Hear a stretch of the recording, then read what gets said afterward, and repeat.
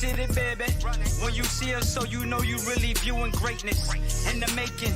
Double up on facts we stating. Podcasting, cruise control, city, state, the nation. So what you saying, what we saying, prime information. Facts, keys to the city, we unlocking the statements. Streaming every Friday. And ladies and gentlemen, we are back. Clovercrest Media presents Keys to the City. We are streaming on all social media platforms at Keys to the City. Subscribe, comment, like, share. As if this year could give us any more surprises and unexpected events. Let's just give a quick recap of what's going on in the sports world. We just had Mike Tyson fight last night for the first time in over 16 years. The San Francisco 49ers, stop touching the damn computer. God, it's okay. I still look better. The Denver Broncos were one quarterback away from calling John Elway to come out of retirement. The San Francisco 49ers, like I said, don't have home games, and they better start finding a new home venue. And let's bring in Joseph Aguirre, because that's how we're going to start off with. Yeah, let's get ready. Let's just get right into it. We have a possible Super Bowl preview matchup we're going to talk about, and then can the New York Giants be in first place? 60 minutes away from being in first place since the last time I can't remember. I love it, Joe. I think the last time they were in first place, I was going to my first college. So it's been that long. I can't remember the last time. Right. And then, yeah, that'll boy, Ty. Good for you. I don't know how many colleges you went to, but it's definitely been a long time. I went to Lincoln, I went to Southern, and then I graduated from CSB. So I counted as 3 schools. All completed, too. Well, you can thank Joe for that one. Yeah, thanks, Joe. Thanks. He liked it. He actually liked it. Thanks for the passing grades. Yeah, thanks for the passing grades. Absolutely great. We're going to start off on a serious note because we've been talking about it's been going on since March. And now we're really starting to see, because of this the rise again of COVID, the second wave of COVID-19. And now it's starting to affect the league. The Baltimore Ravens were supposed to play on Thursday. They're not playing until Tuesday, and yet they still have more positive tests to go around.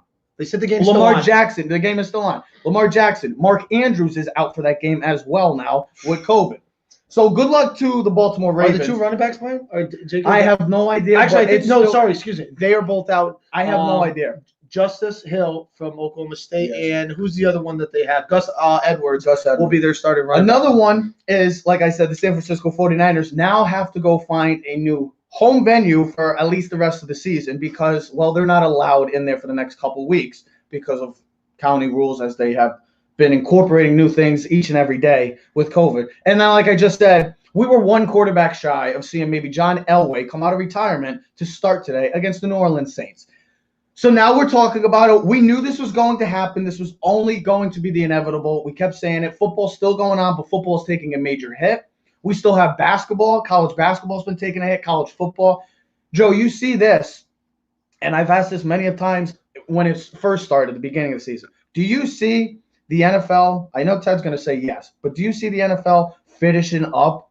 And if not, or do they have any secondary plans? And if they do, what are those plans? Would you consider, being realistic for all these teams?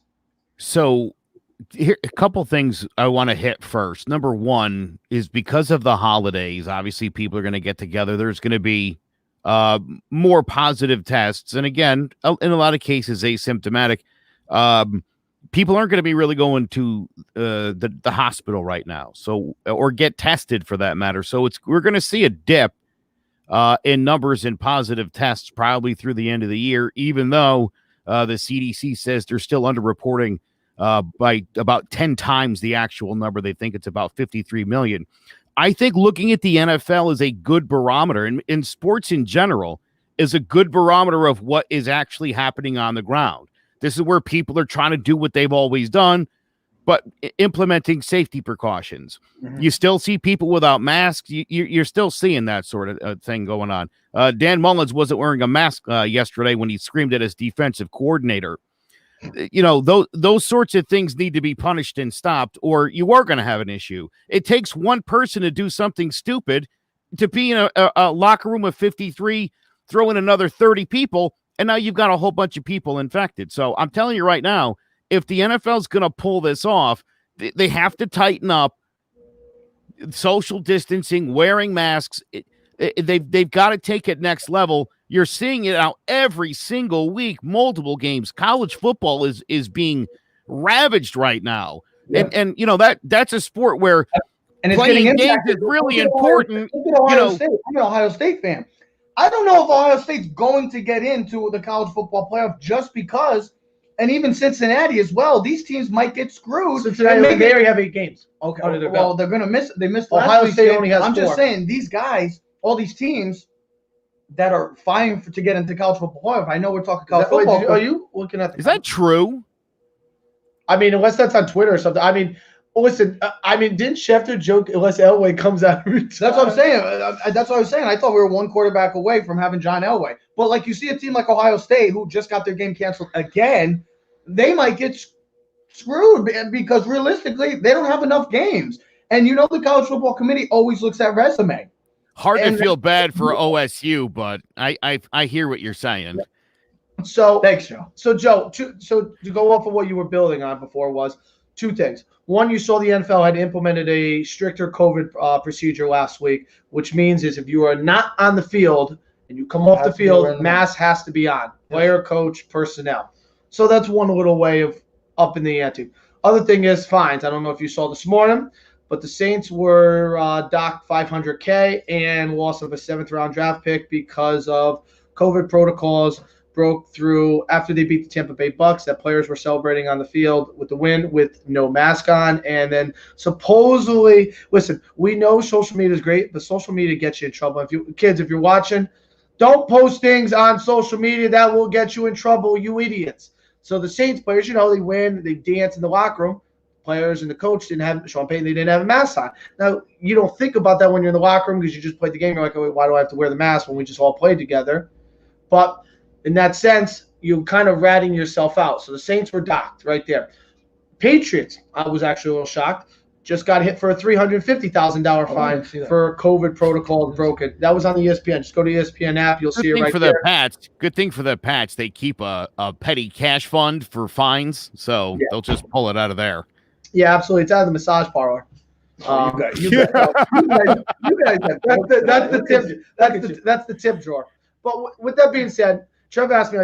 I told Trev, I was like, before we do the show, I said, if you asked me today what were my 3 big storylines, I said, as much as I don't want to talk about this, because I don't, because it's everywhere. I want to talk about sports. This is like, you know how in the beginning of the year we were talking like sports and politics, and we used to talk about the Kaepernick thing, and I'm like, I really don't want to talk about that because they shouldn't go hand in hand. And you're like, well, Ted, they do a little bit, but this is much more cohesive with the sense of it goes with sports because it's affecting sports. We're seeing games change, players. I mean, you look at the Broncos game in itself, that they don't have a realistic quarterback to play the game. They have a receiver that's going to be their starting quarterback today who has thrown a touchdown pass a lot. You told me this last more time. recently than Taysom Hill. And their backup quarterback is the running back Royce Freeman, who played for Oregon. Yes. So that just shows, what was stated. But when I say that, I say this: football's still going on.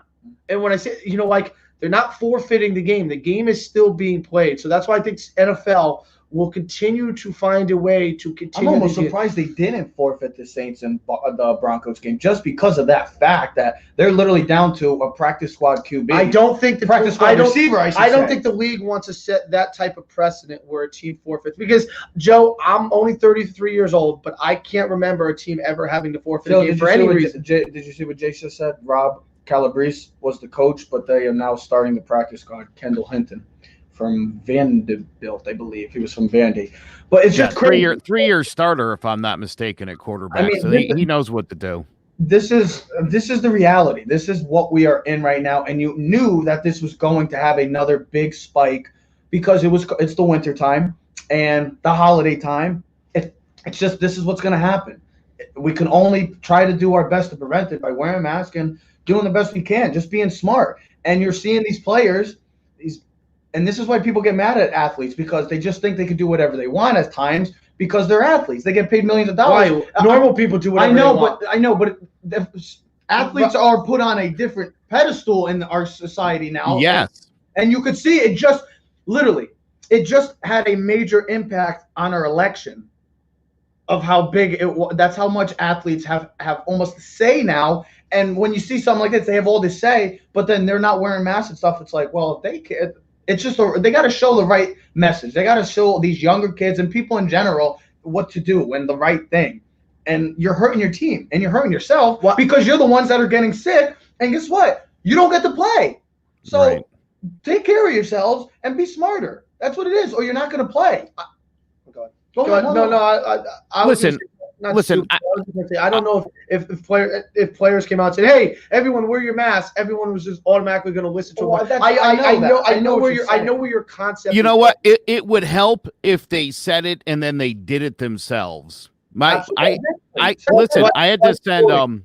I sent my 7-year-old autistic daughter back to school because the distance learning wasn't working for her, and she loves wearing a mask, and she only takes it off when she eats or drinks.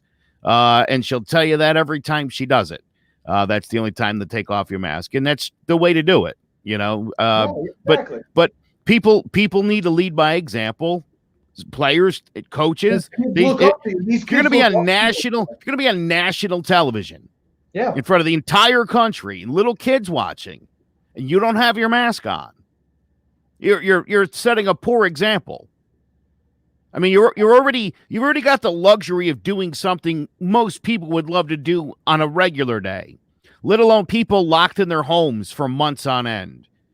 Lead by example. You're being given the privilege of playing this sport for a lot of money. A lot of people are making leave our houses because you can't do this, and you're being able to live a normal life and play football. Yeah, right. Everyone else is sort of sitting by the wayside. You know, the NFL is starting to become one of the biggest spreaders of COVID in the country. So, I mean, at some point, you know, is the benefit of games on Thursday and Sunday and Monday and Tuesday now? Is it in the country's best interest for this to continue, for college football to continue, if they're just going to cross country and just spread this into more places? Because if that's what's going to happen, then ultimately it'll be a losing endeavor for the NFL. So everybody's got to do it right at home so that when you go elsewhere, everybody's in good shape. But they got to really start taking it seriously. Putting protocols in is great, but people have to follow it. Exactly. You could set no difference than rules and laws that we have in normal life. You know, they have stop signs for a reason. They have red and green lights where, you stop or you go through. Doesn't stop people. No, of course not. It still doesn't. Like when someone ran through a red light like 2 weeks ago or 3 weeks ago, Joe, and hit me in a green light and hit and run. I didn't tell you that. I was leaving. I got out of work at 12 o'clock. It's been that type of year. And I mean, I'll just tell you. So the left light goes an arrow first, right? So they get the green light to go left. Then the green light on the other side so the people across from me can go green. So I'm waiting there for at least 10 to 15 seconds. Now I get the green light and I go and I proceed through the green light. Now, of course, I'm the first idiot that goes through the green light, because I'm ready to go home. And someone from a major intersection goes right through the red light and swipes me in my car and then takes off. It's just been that type of year. So people don't follow rules and laws because, that's not what people are doing. People don't want to follow rules and laws no more. And it's not going to matter who's the president or who's in charge. It's up to you as the individual to do the right thing. Just do the right thing. Follow the rules. And if you want to have a full season, because we still have 6 weeks left, and it seems like that's an eternity, they better start doing the right thing. Just do the right thing and send the right message. Lead by example, Joe, as you said. And the only thing I'll finish off with this is we're going to get through the NFL season one way or another. The NFL is going to keep the train rolling. I've said that since day one, and Trev didn't believe it. And I said, listen, it's going to happen. I don't care. And the Denver Bronco game is another reason why I'm saying it's going to continue. What I am going to say is, though, when playoff time comes around, and we're not that far off, the NFL is going to have to really consider some type of procedure or bubble or something because you can't afford. I mean, I guess you can move the game to Monday, but it'll throw off the regular playoff schedule. You're if you know anything about football, you are set in schedule. It's 7 o'clock wake up, 7:15 breakfast, 7. Everything is strategized and set up. And that's it. They just got to take care of business, and they got to start figuring out some secondary plans because right now this is what we all expected it was going to be. The rise was going. Well, here's the thing: if you're the Steelers, right, and you get the bye, and the next week you're playing the Ravens in the playoffs, and Big Ben gets COVID, that changes the entire game. I know. What do you? I want to move on. I want to move on. I want to move on. We got to the point. I understand. We got it. Just if these players just do the right this damn is why I don't thing, want to talk about it. This is the right. Well, thing. it's funny. He didn't want to talk about it. Now he can't stop. I know. This is what he does. But this is what he does all the time. Because he knows how important it is. That's why. Because he's always just like. But I don't want to talk about the COVID. I'm talking about the effect on football and the game itself because, we're talking about the Ravens game. Okay, if you want to talk the Ravens Steelers. The importance of this game for the Ravens, especially after just losing 2 in a row, is even more extreme. And now that their two starting running backs and their starting quarterback has COVID, and a bunch of other players that I don't know off the top of my head, their star tight end, their best offensive option is out for the game. And now what? The Steelers, they're on a bye, and the Ravens were supposed to play Thursday night against the Cowboys, so that throws everything off. He really does want to keep talking. You want to just not talk about anything else? We'll talk COVID all day. Let's go right. You seem really excited about talking. I mean, I know it's important, but I'm just like we get the point. Well, then let's go to my second biggest story. All right, thank God. The New York Football Giants. Let's get into it because for the first time since God knows when, the New York Giants are 60 minutes away from being in first place in the NFC East. I guess we could call it the East now because the Giants are maybe on top. It could be. It's not the least. It's not the least because the Giants are on top. If anybody else would, Washington technically right now is in first place, but since the Giants have the head-to-head wins, they'll take over first place tonight. So let's get into it. This is a game that not even just Giants, Daniel Jones, even the coaching staff. This is a game that you have to take care of business. You are the better team. You're coming off a bye. You're getting back everybody back. You're getting Graham Gano back. You're getting Oshani Asemenis, Xavier McKinney, Tate Crowder. Everybody's coming back. They're going to be 100% now defensively. They're going to have everybody there. They have one of their best players, like I said, Graham Gano. This is a game you have to take care of business.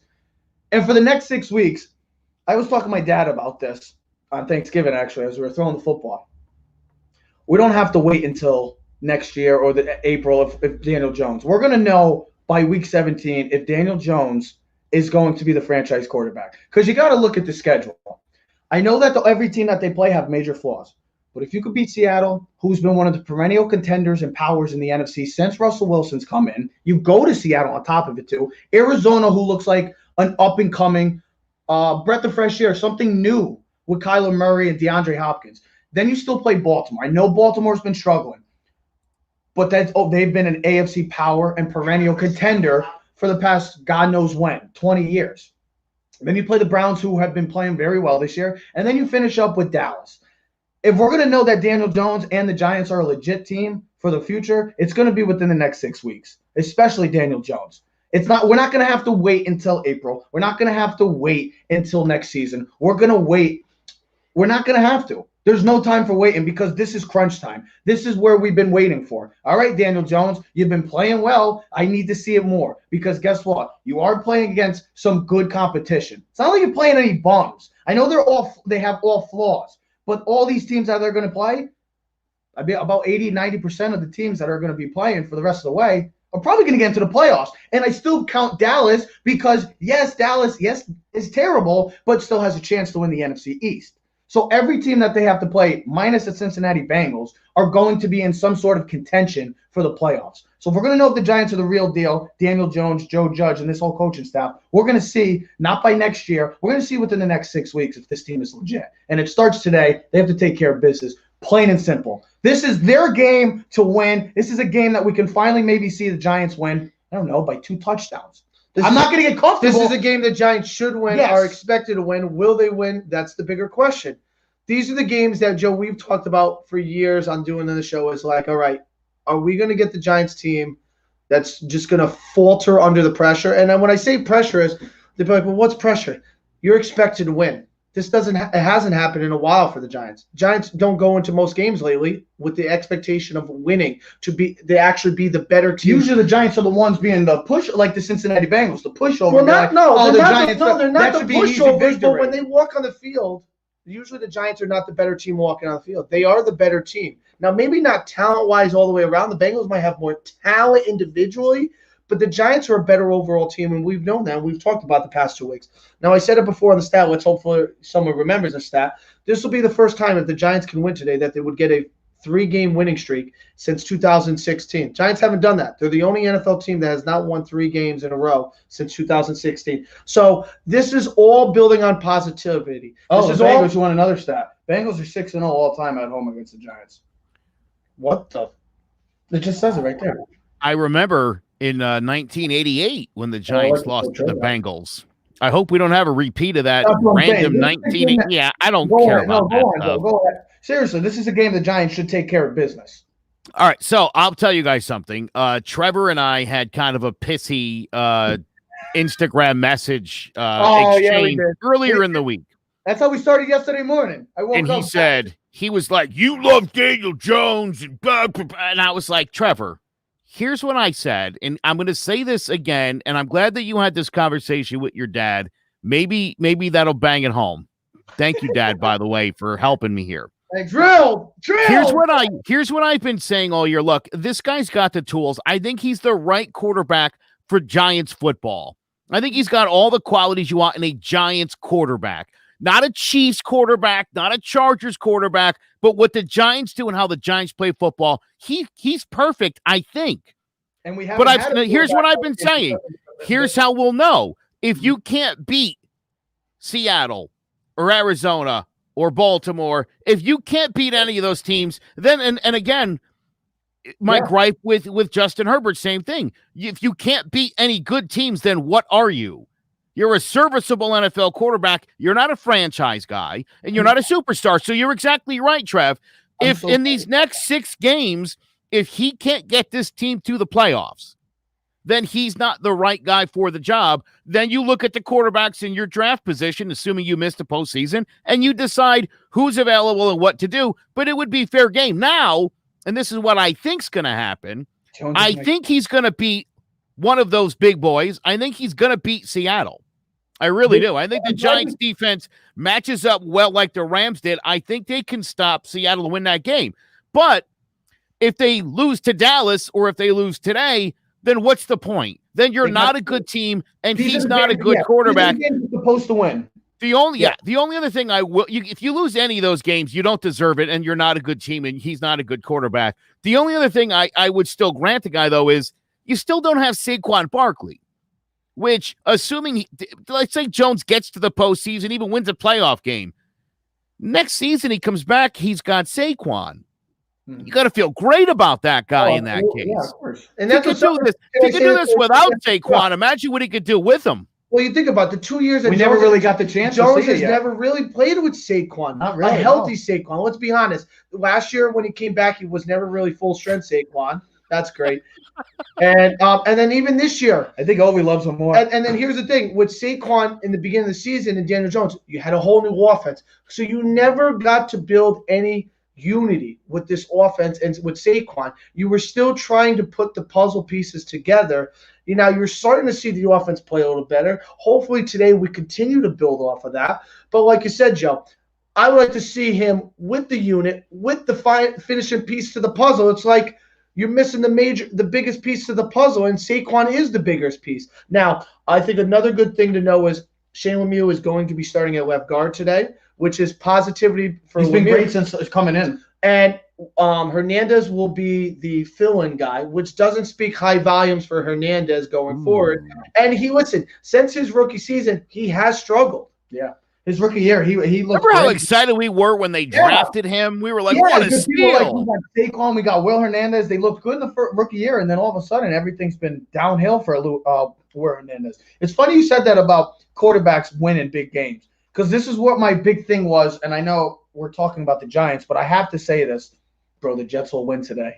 Screw the Jets on the draft. Watch. They love it, Eddie. So, Tua's not playing, so Ryan Fitzpatrick. I told Trev to watch. Here's what I was going to say. And I always talk about him because, yes, he does win, but he never wins against the good teams. And he just shattered his leg this year, unfortunately, and that's Dak Prescott. He's another quarterback in that conversation of, yeah, he wins games. He's won. That's fine. but he doesn't win against great teams. That's what always my big thing was on Dak Prescott. Now, Justin Herbert's another guy. These guys, yes, they look the part, but you got to win in this league against good teams. If you want to be recognized as one of the best in the game, why do you think Patrick Mahomes? I know he's amazing, but he wins big games. Aaron Rodgers over the past year, Russell Wilson, Kyler Murray this year. He's getting the respect because he's won big games against good teams. You have to win against good teams in this league. Kirk Cousins puts up great numbers. Kirk Cousins, another guy that has great stats, but doesn't win big games. I need Daniel Jones, and I know this is not the perfect game for it because of the fact that the Bengals are beat up. They're led by Brandon Allen today, who is remember the Arkansas ex-quarterback? I know. He's a third-string quarterback. I was hoping to see Joe Burrow. I wanted to see a true test with the Giants because I want to see how good this defense really is. I know this defense is good, but when you get to play a guy like Burrow who throws the ball a lot, you get that secondary involved, and we've had one of the better secondaries in the league this year. And we're going to have by Bradbury, and we're getting the X-Man back. So I know that we got to take care of business. That's the most important thing. But we have to see next week, and I'm not worried about next week yet because we got to take care of today. We're on to Cincinnati, as the great Bill Belichick said. We have to take care of Cincinnati. Then you can worry about that. You can worry about the Seattles. You can worry about the Clevelands, the Dallases, all the teams that all have legitimate shots of making the playoffs and maybe making some noise in the playoffs. So we have to see. I know we're not going to get a true test today. I do believe the Giants will actually win by double digits, which we don't get to say that a lot. We haven't been able to say that. This is a game the Giants have to take care of business. Plain and simple. Can't lose this game. If they do, then just I don't care how bad the NFC is. I don't want the Giants in the playoffs. They lose this game, they don't deserve it. The Giants this is literally for the taking. Hold on. Listen, if Daniel Jones doesn't win this game and the Cowboys game, at least those two games, then he doesn't deserve to be the starting quarterback anymore. He doesn't. And I don't want to hear about the Giants no more. These are games. I'll tell you one other thing, real quick. The Dallas Cowboys problem isn't Dak Prescott, who's a very good quarterback, and it wasn't Tony Romo. The problem is not the guy in the sideline. It's not even anybody on the field who should be. Not anybody who should be on the field until Jerry Jones butts out. Because who's the owner of the Chiefs? Hunt. Exactly. Hunt family. There you go. You didn't just spit the name out. The Hunt family. Exactly. You don't even know the guy's first name. It doesn't matter. You don't know his name because he's a good owner. Yeah, you only know like three. You know the guy, Al from from Las Vegas. You know Jerry Jones. You know the idiots. You know the idiots, Falcons, and the loudmouths. Is the ones you know. Yeah. That's who you know. The ones that you don't know are the ones that have good organizations that are doing a good job. Look at the Packers. Yeah. That's a team that really doesn't even have an owner, so to speak. And look how great that. When's the last time the Packers weren't good? Early 80s? I mean, even the Titans, though. The Titans have been competitive for a while now. I mean, look at the Colts. The Colts are another one. Chris Ballard. I mean, they're led by good ownership. That's where it comes. And that's why I feel like the Giants have been kind of at the bottom because the Mara family they're cheap. They don't like to spend. And you'd be surprised for such you notice how the Maras have become. The best is the Steelers. The best is the Steelers. Rooney's. I've been now they're well known because listen, you put the Maras and the Rooneys, they go like on the wall of fame of owners of all time. It's just the way it is because they're legendary. They've been there since day one of football. When you talk about the Hunt family for Kansas City, Joe, and then you help me out the Bears family. I can't think of it. The Hallis family. Yeah, Hallis family. You talk about these historic families. Now the Bears, their biggest problem is their quarterback. They haven't found a quarterback pretty much ever. I can't tell you the last time McMahon was good. Everybody wants to say Jim McMahon, but he wasn't that great too. And really, 84 and 85 were his only really good years that he had in Chicago. I mean, again, in our minds, we're like, oh, those Bears, McMahon of the bandana. But no, you're right. They've never had a good quarterback. It's shocking. I'll tell you this about the Steelers and the Rooneys. They've done a good job of sustaining success. And they've had periods of greatness. But they really haven't like 60 years, Joe. They haven't really had any periods of being bad. They've had off years where they're not good, but they haven't. There's never been a stretch where you're like, remember when the Steelers sucked for this long? Never happened. That's the way you run an organization where you're always competitive, always making the right moves. The Giants, if you want to speak of the Mara family, it's either they've been very good or they've been god-awful, and it happens in stretches. I feel like right now we're trying to get out of the dark days.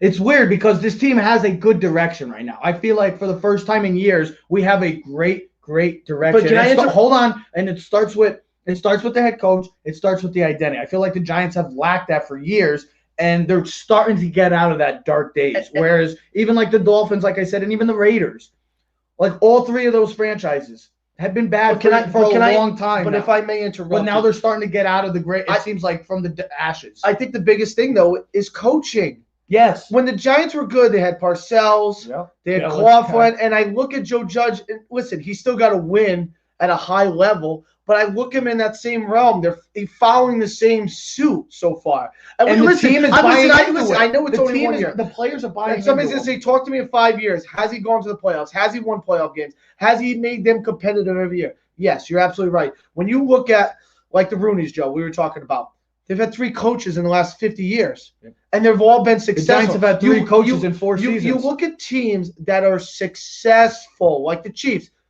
Look at what Andy Reid brings to the Chiefs organization. How about the Eagles? Listen, look what you did for the Eagles. I'm going to put it this way. What John Gruden has done for the Raiders since he's been there, they have been awful since he left. Oh, yeah. Okay? They lost the Super Bowl. He left.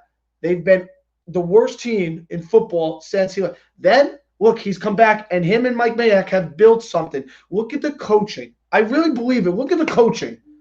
Be truthful with yourself and look at your team's coaching. Why do you think the Patriots have been great for 20 years? Don't tell me they have all these superstars. They had Tom Brady, yes, a outstanding, maybe the greatest football player of all time. But the coach, man, you keep that unity. You keep the same procedure in and day out. You're not changing coaches. Giants have what, 3 coaches in the last 4 years? They just said 4 years. Steelers had 3 coaches in the last 50. It's crazy. Just think about that in itself. Unity. But now we finally have that sense of direction now, where we've been, like I said, we've been lacking it for quite some time since Coughlin. And I'm not even going to say at the end of Coughlin, because even when Coughlin was there at the end, they were still competitive. They were competitive, but it just felt like that team still lacked that identity. I feel the Giants are getting back to that. I feel the Dolphins are getting back to that. And I feel the Raiders, 3 teams that have been really bad. And hell, look at the Cleveland Browns right now. They're 7-3. Now, Cleveland's been bad historically for a long time, but looks like they might have found something with Kevin Stefanski.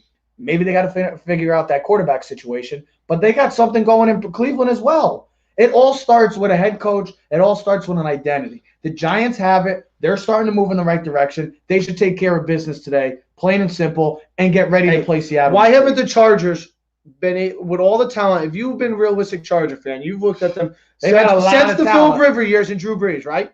They've had stout talent. They've had more talented teams than those Giant teams that won Super Bowls. They couldn't beat the Patriots. They had Gates and Damon Tomlinson, Rivers, and Vincent Jackson, and I mean, and then the defensive player, Junior Seau, and they couldn't win. And then you go, well, who were their coaches?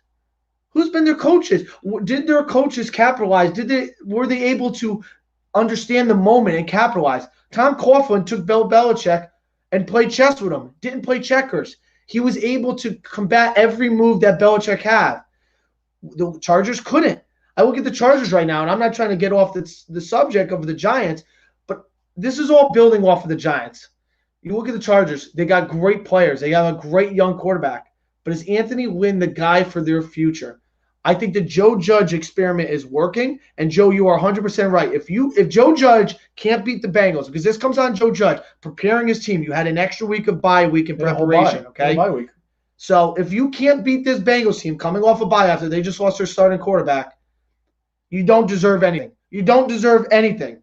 You don't deserve wins. You don't deserve the playoffs. You deserve nothing. Because as a Giant fan, this is a must win, and it has to be a dominant win. I told Trev, I don't want to see 24-21. No. I want to see convincing. 24-10 works for me. I can deal with that. That's impressive for me. Dominate on the line of scrimmage, run the football, don't turn the ball over, and just play good Giant football. And move on to next week and get ready for Seattle. I want 30 points. I have no problem with that, but I'm just saying. I think that's more than reasonable against a team that shouldn't be able to move the ball well or hold the ball a lot against your defense. So there's no reason why the Giants shouldn't be able to score 30 points like everybody else in the NFL does almost every other week. The Giants are the only team that consistently struggles. Like I said, in all the wins, it's like they get to 21 and then they're like, all right, we'll coast. Don't coast at 21. This isn't the 80s. You can't. Yeah, you're not going to win 21-17 every week. Nobody is safe in the NFL like they said in the movie, Remember the Titans. Herman, leave no doubt. Just run it up there, baby. Joe, you're 100%. This is not the 80s. This is a league that there's no lead is ever safe in the NFL now. And we've seen it many score and score and score and score more and dominate. That's what they have to do. Well, the 2002 playoff game in San Francisco where the Giants had that huge lead and then sat back and coasted, and it's been sort of spotty ever since for the Giants. Where again, you got to stay up with the rest of the league. You could be a running team and score 31 points like Tennessee did.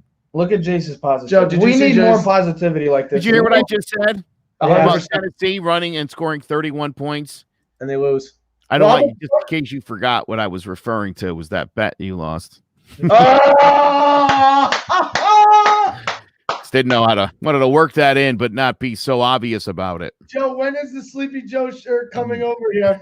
He's got a picture of them on it too. I love it, Joe. It's not even like just the Biden Harris shirt. It's a picture of. It's their faces are on it. Yeah. Joe, we'll have to do a swap off maybe this week or something. I'll bring your hoodie and you swap the shirt. I want a sub before I have to wear the shirt. That's fine. I want both my subs. You should eat the sub while you're with the shirt on. Oh, so I can make a mess. It's perfect. Then I got to throw it out. No. That's fine. I don't care what you do with it after I take the picture and after you wear it on the show. What happens, what you do to that shirt afterwards, honestly, is your business. Oh, firewood. Listen, one last thought on the ownership, right? You know Robert Kraft. Why?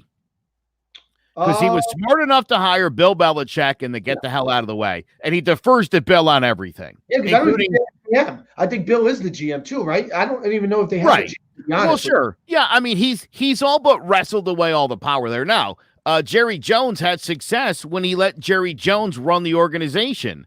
Then he was like, I can do it. I'll get Barry Switzer or anybody. That doesn't work. Nope. You need an actual coach. The Giants were successful when Parcells had the helm, when Coughlin had the helm. You had an established coach who had a system, who had the buy-in of players.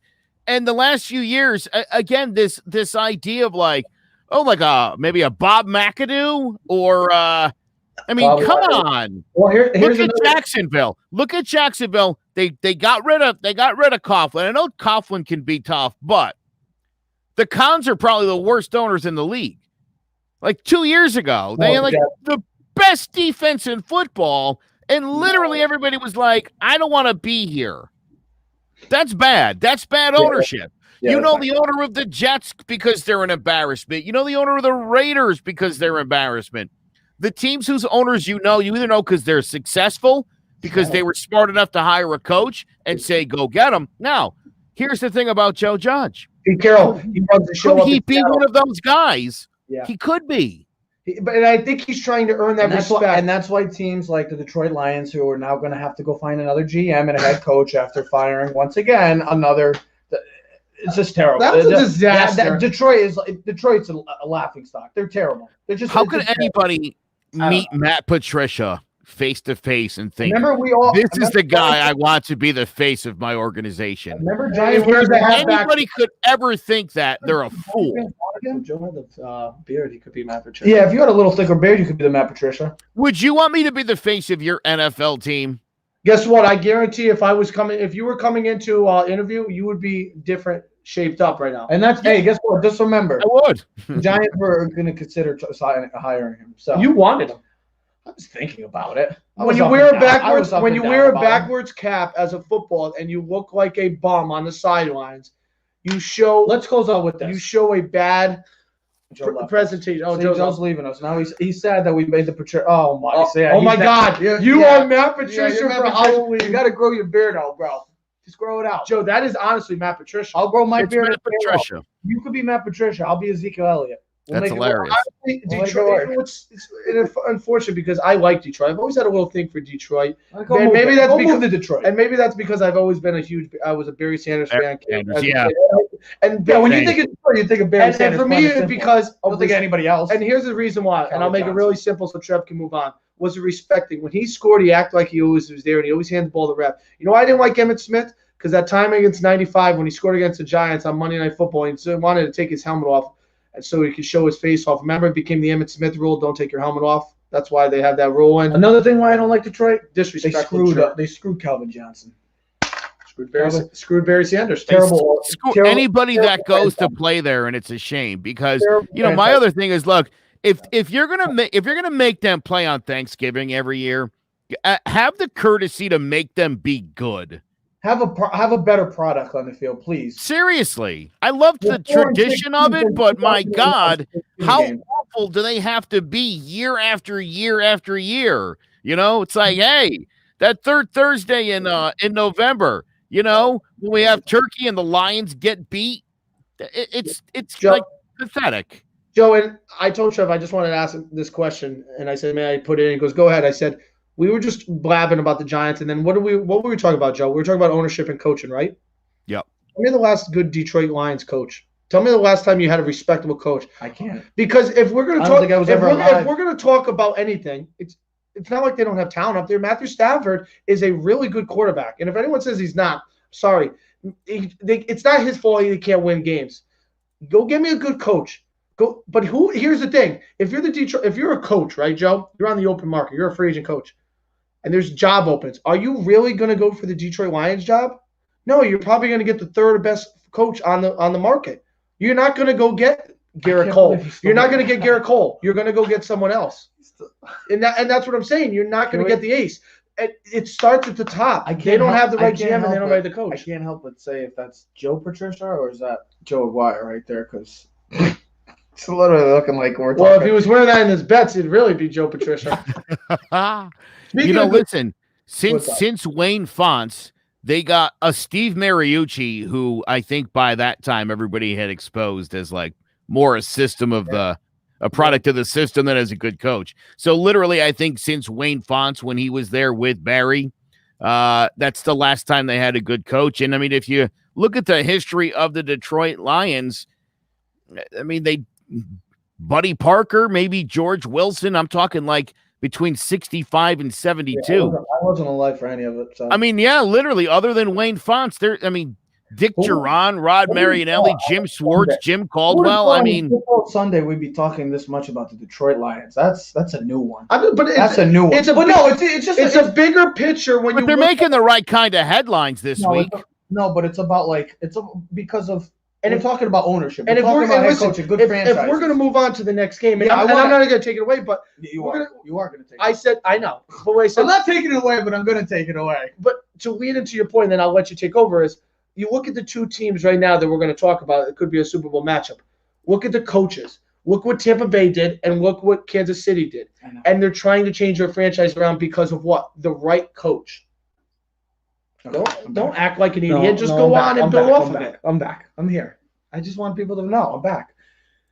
So, like I said, yes, the Chiefs have been, and as Ted said, the Chiefs, who have been one of the most respected and well-run organizations, even before Patrick Mahomes was a Kansas City Chief. Now the Buccaneers, you could even put the Buccaneers in that category, like with the Lions, because they've had bad ownership at times. They were the worst team. But when they were good, who was their coaches? Tony Dungy and Gruden, and then they got rid of them, and they had bad coaching. And that's what I'm talking about. They've been getting the right coach. They haven't been to the playoffs since Gruden. I think the last time they went to the playoffs was the time the Giants beat them in the first round. It's been that long. They have the longest streak. Now all of a sudden, you have a head coach that is a very good head coach in Bruce Arians. You have Tom Brady, the greatest quarterback of all time. You have all these nice weapons. But is Bruce Arians maybe the right guy for Brady? Because you've been hearing a lot of – they go back and forth. Is he the right guy for Brady? That's still to be determined. I don't know about Arians because he is a hothead. He's an ego guy, and you got Brady being Brady.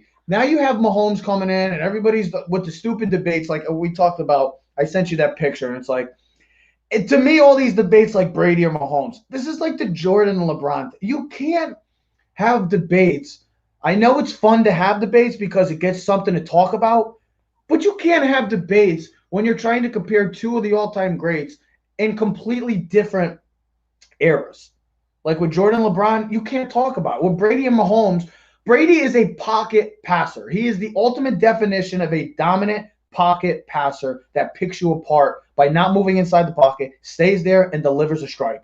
Mahomes is just a guy that plays 7-on-7, can literally move around the field and throw it up to one of his playmakers and makes amazing plays. This is what Patrick Mahomes is. This is the NFL, though, for you.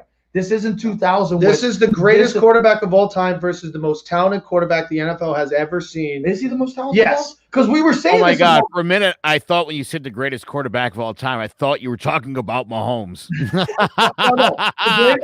because people say this about Rodgers. When you go to like 9 Super Bowls, when you win 6 of them, when you win your division like 16 years in a row, when you're in the AFC Championship game 12 out of 16 years, no one's ever going to come close to that. I really do believe that. Unless Mahomes somehow is able to continue to build that legacy with Andy Reid for the next 15 years, and that's going to be tough because we'll see how Andy Reid's legacy goes because he is an older coach. But I truly believe that. Just look at Mahomes, man. I'm not knocking. I've seen all the other quarterbacks. I've seen Dan Marino. I've seen Joe Montana.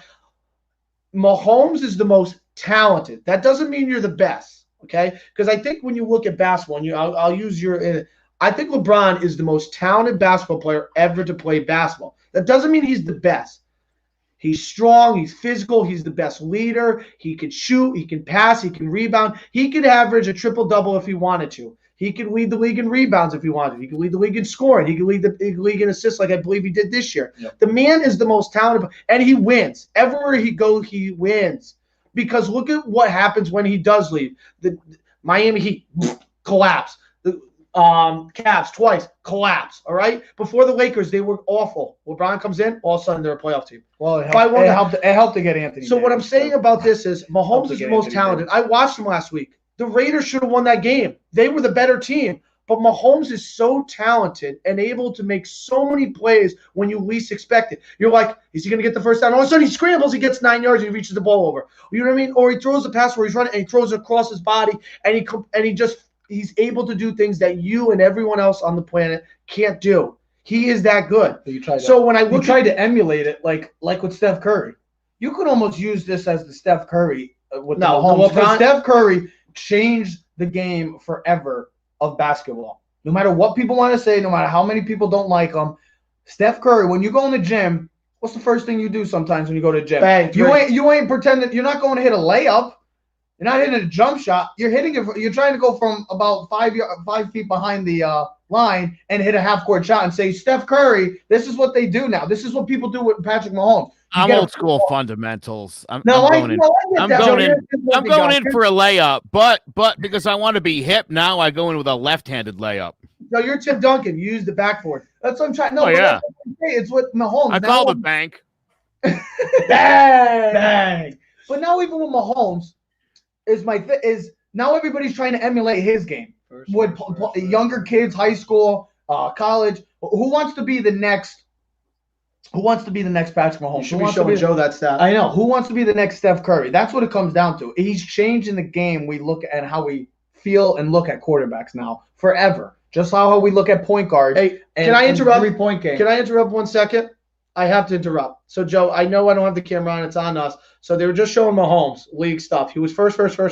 Touchdown, interception ratio, passing quarterback ratio, against the blitz, all these numbers. He was first, all the top numbers, right? So then what do they come off of Mahomes, right? They go right to Magic Johnson. They went to a basketball thing, and they're showing Magic Johnson making everyone better, passing the ball behind his head. Remember, Showtime, right? And then they're showing Mahomes throwing the ball with no look, throwing the ball like this, flick it. Remember last year with the left hand, flick it to here. And they're showing Magic and Showtime, and they're comparing. And we must not know what we're talking about when we talk about this stuff, But I use the LeBron thing. Magic maybe is a great thing, but the same thing, the same relative story of seeing what Magic Johnson did for Showtime and Mahomes being that Showtime guy on the football field, able to do everything and be able to do it great. too, which is incredible. And Can now, I ask you this question? Is April 27 of 2017 one of the biggest days in the NFL? Because that was the day that Patrick Mahomes became a Kansas City Chief. Did it change the future of the NFL with the Chiefs? I mean, we never thought Mahomes would do what he did, what he's doing right now currently. But is it one of the trades or one of the moves that we will forever be like, that's a move that sent us to a new era of football? I'll put it this way. It's not. Ted, tell me if I'm wrong here. I think what this was a perfect example of was Andy Reid saw a guy who he thought fit what he wanted to do. He loved the dude's tools. I mean, not for nothing. If Alex Smith was younger and more athletic, you would have wanted to make him like Mahomes. And I think Andy Reid saw that in this kid and thought, I could do something. You know, again, Jace Garcia, and you guys say what you want. He said he knew this kid was going to be a superstar. Said right from the jump, him at 10 was like the steal of the draft. I think that, again, this is you when you say I identify my quarterback, I'm going to go out and get him like Gettleman did with Jones. You have to be right. But can I interrupt? I think we got to be fair about this too. It's all about putting plus and minus together. And when I say that, it's coaching thing. Think about all the great quarterbacks we've had: Terry Bradshaw, Chuck Noll, Dan Marino, Don Shula, Joe Montana, Bill Walsh. You know what I mean? You know, Troy Aikman with Jimmy Johnson, Brett Favre with Holmgren and Andy Reid. You know, you start Aaron Rodgers. You know, you start putting these quarterbacks, like these great quarterbacks. No offense, we talked about the Lions. Who's the Lions coach and where's their quarterback? You know what I mean? Put great they go hand in hand. If Mahomes goes to the Bears, he's probably not Mahomes. But Mahomes going to Andy Reid being the best fit. Jordan and Phil Jackson. Kobe and Phil, sorry. You know, the Celtics with great coaches, great players. They go hand in hand. Well, you also remember who the offensive coordinator was. Do you remember who the offensive Hold on. So, and before this, you were upstairs using the restroom. But Bruce Arians that year. You got to tell everybody what I did? Yes. Sound like everybody on Facebook. Doesn't matter. Well, Trev did this at 12 o'clock and then thank you. I don't care what you did. Nobody cares what the hell I did. And I don't know if you were using number 2 or number 1. Go on with your point. The point is, Bruce Arians was the coach for the Arizona Cardinals that year. Yeah, listen to this. They had the 13th pick. The Cardinals had offered multiple picks to move up to go get Mahomes. He wanted Mahomes. Arians wanted Mahomes because he said it was the best workout he had seen during before the season, other than Andrew Luck. They wanted Mahomes. Bruce Arians gets fired. The Cardinals do not get Mahomes. Andy Reid comes up and gets a better offer. He gets Mahomes. Now go figures. Bruce Arians 3 years later is now the coach for Tampa Bay facing Mahomes. But it just, when I say that, I mean coach and player. Tom Coughlin and Eli were a good fit. That's what I'm saying. Having the right coach with the right quarterback makes. I don't think Brady and Belichick are the same without each other. You definitely need to have. A good coach. You can't just say it doesn't matter who it is. Name me a great quarterback with a bad coach. Mahomes is amazing. Don't get me wrong, but you have to have Eric Bieniemy has to get a lot of credit. Andy Reid. Why do you think Eric Bieniemy is the hottest coaching target coming probably into this offseason? Because he should have been a head coach last year, maybe 2 years ago. The guy is an offensive genius. He's learning from one of the best offensive minds in the history of the NFL. I know Patrick Mahomes is amazing, and I know he's a game changer. But to sit there and say he doesn't need a coach is almost blasphemy. If Mahomes went to Detroit, Mahomes went to the Detroit Lions, if he went to the Jets, how about that? If he went to the Jets right now, would he be that great? I doubt it. Dude, if he was on the Bears or the Lions, you wouldn't care about Pat Mahomes. He wouldn't be someone we'd even talk about at all on this show. And that's why getting the right coach and then fitting the right quarterback to the scheme is everything. Yep. It really is, because look at the bad teams. They don't have a quarterback and they don't have the right coach. Are we seeing a Super Bowl 55 preview though? Joe, we know we've talked about this. Trev's been on the Bucs all years. Do you look at this as a possible Super Bowl matchup going forward? Even though the Steelers are still undefeated and the Bucs have lost games last couple weeks. How can you not have the Chiefs? I mean, the Chiefs are let him answer. Sure. I mean, the Giants Steelers might have been a Super Bowl preview game as well earlier this year. I'm just playing. This certainly. I mean, look, if you were a betting man, and you gave me a lot of money and you were like, you got one shot, put it all on black, this is probably the one I'm going to go with. I would say Bucks Chiefs. I mean, look at the resumes of the guys leading. I wouldn't have any problem with this at all. Yeah, that could very well be a Super Bowl preview.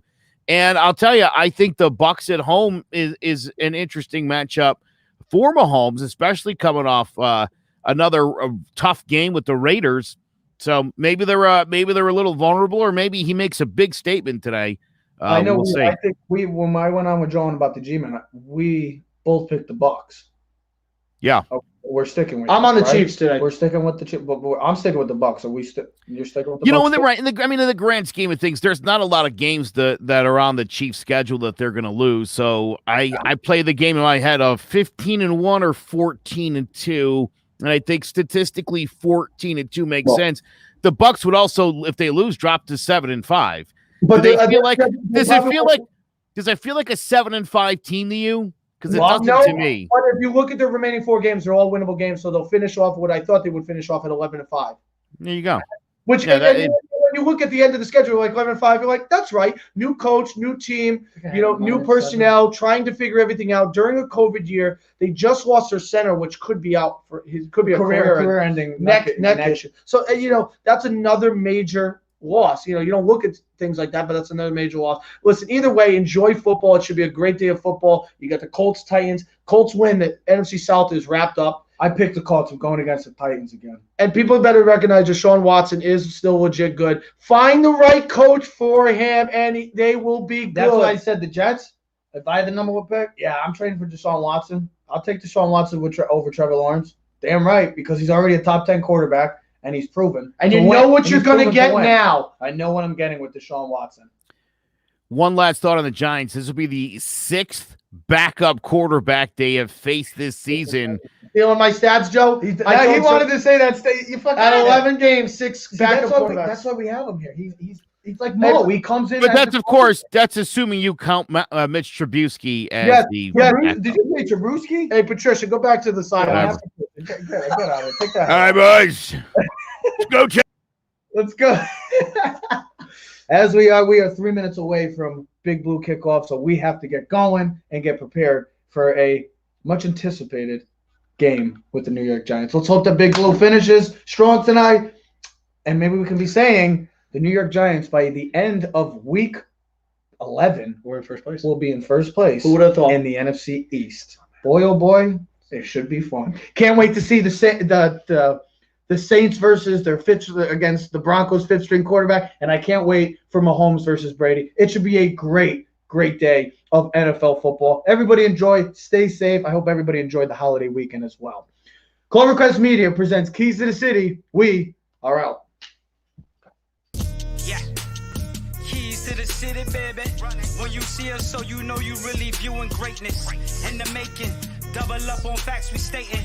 Podcasting, cruise control, city, state, the nation. So what you saying, what we saying, prime information. Facts, keys to the city, we unlocking the statement.